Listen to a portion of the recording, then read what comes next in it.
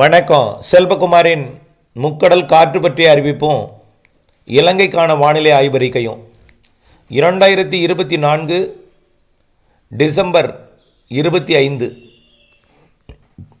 முக்கடல் காற்று பற்றிய அறிவிப்பும் இலங்கைக்கான வானிலை அறிக்கையில் அதிகாரப்பூர்வ முக்கடல் காற்று பற்றிய அறிவிப்பிற்கு இந்திய வானிலை ஆராய்ச்சித்துறை அறிக்கையை பார்க்கவும். முதல்ல முக்கடல் காற்று பற்றிய அறிவிப்பு. இனிய கிறிஸ்மஸ் திருநாளிலே அனைவரையும் வணங்கி மகிழ்கிறேன்.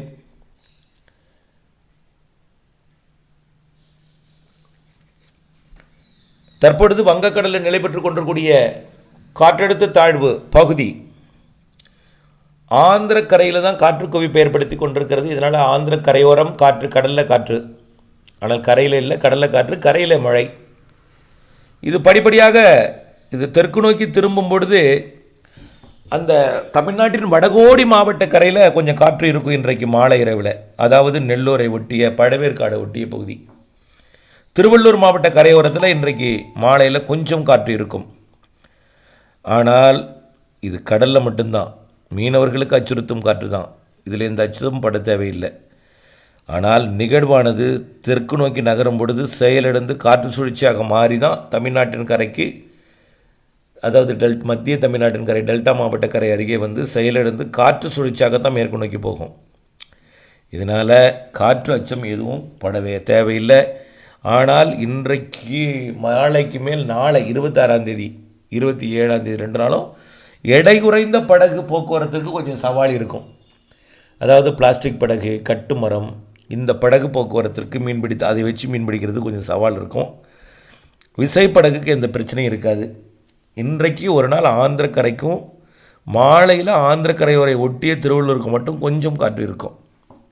நாளை மறுநாள் எடை குறைந்த படகுக்கு மட்டும்தான் அச்சுறுத்தும் காற்று தமிழ்நாட்டின் கரையோரத்தில். ஆனால் எந்தவித பெரிய, அதாவது தோணி சரக்கு போக்குவரத்து, தூத்துக்குடி கொழும்பு, தூத்துக்குடி மாலத்தீவு, தூத்துக்குடி லட்சத்தீவு போக்குவரத்துக்கு எந்த பாதிப்பும் இருக்காது. ஆனால் ஒன்றே ஒன்று, அடுத்த நிகழ்வு இலங்கை அருகே 30 வரப்போகுது. அதனால் 28 கொஞ்சம் காற்றோட வேகம் இலங்கை மற்றும் மன்னார் வளைகுடா குமரிக்கடல் பகுதியில் அதிகரிக்கும். 29 இலங்கையில் மழைப்பொழிவை தொடங்க போகுது அந்த நிகழ்வு. அப்போ 27 காற்றோட வேகம் கொஞ்சம் கூடும், மன்னார் வளைகுடாவிலையும் இலங்கை சுற்றுவட்டார கடல் பகுதியிலையும். கண்டிப்பாக 28 29 கொஞ்சம் நல்லாவே வலுவாக இருக்கும் வடகிழக்கு காற்று. நிகழ்வு வடகிழக்கு காற்றை, கிழக்கு காற்றை தமிழ்நாட்டின் கரையோரமாக பயணிக்க செய்து குமரிக்கடல் பகுதியை நோக்கி இருக்கும். அதாவது தமிழ்நாட்டின் கரையை தொட்டு, பாக்ஜல சிந்தி கரையை தொட்டு, மன்னார் வளைகுடா தொட்டு, பிறகு குமரிக்கடல் இலங்கை தெற்கு பகுதி காற்று வரும் என்பதனால் வரக்கூடிய 29 கொஞ்சம் அச்சுறுத்தும் காற்று இருந்து கொண்டே இருக்கும். தடை விதிக்கும் அளவிற்கு தான் காற்று இருக்கும். அச்சுறுத்தல் என்ன, தடை விதிக்கும் அளவிற்கு தான் காற்று. அந்த காற்று வரக்கூடிய 6 7 வரை இருக்கும். அந்த நிகழ்வு எங்கும் விலகி போயிடாது. தயவுசெய்து 30 தூத்துக்குடி கொழும்பு, தூத்துக்குடி மாலத்தீவு, தூத்துக்குடி லட்சத்தீவு சரக்கு போக்குவரத்தை நிறுத்திவிட வேண்டும். 28 வேண்டாம், 29 கண்டிப்பாக போக்குவரத்து வேண்டாம். தூத்துக்குடி கொழும்பு, தூத்துக்குடி மாலத்தீவு, தூத்துக்குடி லட்சத்தீவு. அதே நேரத்தில் 28க்கு மேலே கடலில் மீன்பிடித்தலை தவிர்த்திடுங்க. கடலோரம் மற்றும் தமிழ்நாட்டின் கடலோரம் மற்றும் இலங்கை சுற்றுவட்டார கடற்பகுதி, மன்னார் வளைகுடா, குமரி கடல் பகுதி கண்டிப்பாக 30 31 1 2 3 4 5 6 தேதி வரைக்குமே. ஏன் 6, அடுத்த நிகழ்வு 7 8 நெருங்கி வந்துடும். ஆக நீங்கள் வந்து பொங்கல் வரைக்கும், 28 பொங்கல் வரைக்கும் உங்களுக்கு மீன்பிடித்தலில் பெரிய சவால் இருக்குது கடலில். அடுத்தடுத்த நிகழ்வு இலங்கை அருகே, இலங்கைக்கு தெற்கு புறம் வழியாக, மன்னார் வளைகுடாவுக்கு தெற்கு புறம் வழியாக குமரிக்கடல் பகுதியை வந்து அடைஞ்சு அங்கேயே ஒரு வாரம் ஸ்டே பண்ணி, லட்சத்தீவு மாலத்தீவு இடைப்பட்ட பகுதியில் குமரிக்கடல் பகுதியில் 2 நிகழ்வும் அடுத்தடுத்து வந்து ஸ்டே பண்ணி, அதாவது வடகிழக்கு காற்றை, கிழக்கு காற்றை கொஞ்சம் தீவிரப்படுத்தி இருக்கிறது. ஆக 28 வரைக்கும் நீங்கள் கடல் தொழில் செய்யலாம். அதுவும் இன்றைக்கி நாளைக்கு நாளை வரால் எடை குறைந்த படகு சவால். 26 27 எடை குறைந்த படகு சவால். 27 வரைக்கும் நீங்கள் மீன்பிடிக்கலாம், 2 நாள் மட்டும்தான். அதுக்கப்புறம் 28 கஷ்டம், 29 மிகவும் கஷ்டம். 29 கண்டிப்பாக தோணி போக்குவரத்து, தூத்துக்குடி கொழும்பு மாலத்தீவு லட்சத்தீவு தோணி போக்குவரத்து கூட சவாலாக இருக்கும் என்பதை தெரியப்படுத்த விரும்புகிறேன். அடுத்தபடியாக இலங்கைக்கான வானிலை அறிக்கை. இலங்கைக்கான வானிலை அறிக்கையை பொறுத்த வரைக்கும் தமிழ்நாட்டின் கரையோரம் நீடித்து கொண்டிருக்கூடிய அந்த காற்றழுத்த தாழ்வு பகுதி வந்து ஆந்திர பிரதேசத்துக்கு தான் இப்போது மழைப்பொழிவை கொடுத்து கொண்டிருக்கிறது இந்தியாவில். ஆனால் படிப்படியாக தமிழ்நாட்டிற்கும் திருவள்ளூர் மாவட்டத்துக்கும் மழைப்பொழிவை தொடக்கம். செயலிழந்து டெல்டா மாவட்டம் வழியாக மேற்கு தொடர்ச்சி மலை மாவட்டங்கள் வழியாக வளிமண்டலத்தில் காற்று சுழற்சியை மேற்கு நோக்கி நகரும். இந்த மேற்கு நோக்கி நகரும் பொழுது காற்று குவிதல் என்பது தமிழ்நாட்டில் அனைத்து மாவட்டங்களிலும் இருக்கும். அதே நேரத்தில் வட இலங்கையில் 27ஆம் தேதி இருக்கும். அது 27ஆம் தேதி வரை இலங்கைக்கு மழை வாய்ப்பு குறைவு. 27ஆம் தேதி வட இலங்கையில் மழை இருக்கும். பிறகு தென் இலங்கையிலையும் இருக்கும். 27ஆம் தேதி மதிய மாலை 28ஆம் தேதியிலேருந்து 28, 27லேருந்து இலங்கைக்கு மழை தொடங்கும். 27 தொடங்க வாய்ப்பு இருக்குது. ஏன்னா குமரிக்கடல் பகுதிக்கு அல்லது மாலத்தீவு லட்சத்தீவு பகுதிக்கு அந்த காற்று சுழற்சி போனோன்னே கிழக்கு காற்று தமிழ்நாடு ஊடாக பயணிப்பது இப்போ ஆந்திர பிரதேசம் வழியாக பயணிக்குது, அப்புறம் வடகடலோரம் வழியாக, அப்புறம் டெல்டா வழியாக, அப்புறம் ஒட்டுமொத்த தமிழ்நாடு வழியாக, அப்புறம் இலங்கை வழியாக பயணிக்கும். அப்போது அதனால் 27, 28 இப்போ மழைப்பொழிவு தொடங்கும். மிதமாக, சற்று கனமாக, லேசாக, பரவலாக. அடுத்தடுத்த நிகழ்வுன்னு சொல்லலாம்.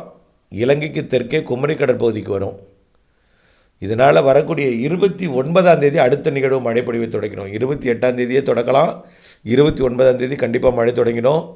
30, 31, ஜனவரி 1, 2, 3 தேதியில் கூட இலங்கைக்கு மழை நல்ல மழைப்பொழிவை கொடுக்கும். கனமழை இருக்குது 3ஆம் தேதி வரைக்கும். அது ஒரு சில இடங்களில் பாதிக்க மழைப்பொழிவை கொடுக்கலாம். மிக கனமழைப்பொழிவு உண்டு. பரவலான சற்று கனமழைப்பொழிவு உண்டு. இவையெல்லாம் இருக்கிறது வரக்கூடிய 28, 29ஆம் தேதியிலேருந்து டிசம்பர். 30, 31, 1, 2, 3 தேதிகளில் நல்ல மழைப்பொழிவை கொடுக்கும். அடுத்த நிகழ்வு பார்த்திங்கன்னா 8ஆம் தேதி மழைப்பொழிவை கொடுக்கும் வகையில் இலங்கைக்கு 7ஆம் தேதியே வந்துடும். தமிழ்நாட்டுக்கு 8, இலங்கைக்கு 7. 7ஆம் தேதியிலேருந்து மழைப்பொழிவை கொடுக்க தொடங்கும். 8ஆம் தேதியிலேருந்து கண்டிப்பாக தொடங்கும். 8, 9, 10, 11, 12ஆம் தேதி வரை இலங்கைக்கு மழைப்பொழிவை கொடுக்கும். அடுத்த நிகழ்வு 2 நிகழ்வுமே இலங்கையோட தெற்கு பகுதி குமரி கடலுக்கு தான் வரும். ஒருவேளை ஒரு நிகழ்வு இலங்கை மேலே ஏறினாலும் மன்னார் வளைகுடா போய் குமரி கடலுக்கு போகும். இலங்கை ஏறாமல் போனால் இலங்கைக்கு தெற்கு புறம் வழியாக மன்னார் வளைகுடா வந்து குமரி கடல் போகும். அது குமரி கடலில் போயும் வேகமாக எங்கேயும் போயிடாது. அடுத்தடுத்து 2 நிகழ்வு 30, 31 ஜனவரி 1, 2 தேதியில் வந்த நிகழ்வும், அதே போல் 8, 9, 10, 11 தேதிகளில் வந்த நிகழ்வும் ரெண்டும் லட்சத்தீவு மாலத்தீவு இடைப்பட்ட கடற்பகுதியில் நீடித்து கொண்டிருந்து அது மழைப்பொழிவு இலங்கைக்கு கொடுக்கும். இலங்கைக்கு நிறைய மழை இருக்குது. அதை வரக்கூடிய 28ஆம் தேதிக்கு மேலே பொங்கல் வரைக்கும் எதிர்பார்க்கலாம். இலங்கையை பொறுத்த வரைக்கும் நிகழ்வு குமரி கடல் பகுதியிலே இருந்து கொண்டு மழைப்பொழிவை கொடுத்து கொண்டிருக்கோம். அதனை தொடர்ந்தும் இலங்கைக்கு மழைப்பொழிவு ஜனவரி இறுதி வரை இருக்கிறது. கண்டிப்பாக அடுத்த நிகழ்வும் பொங்கலுக்கு பிறகு ஒரு நிகழ்வும் குடியரசு தினத்தை ஒட்டி ஒரு நிகழ்வும் இருக்கிறது. இலங்கையை பொறுத்த வரைக்கும் கோடை மழை சிறப்பாக அதிகமாக இருக்கிறது. கோடையில் நிகழ்வு இருக்கிறது இலங்கை மற்றும் தமிழ்நாட்டிற்கு. எல்லாம் ஏற்கனவே அறிவித்திருக்கிறோம். தொடர்ந்து வானிலை அப்டேட்ஸுடன் இணைந்திருந்து துல்லியமறிந்து திட்டமிட்ட பணி செய்து லாபமடைந்து அன்போடு கேட்டுக்கொள்கிறேன்.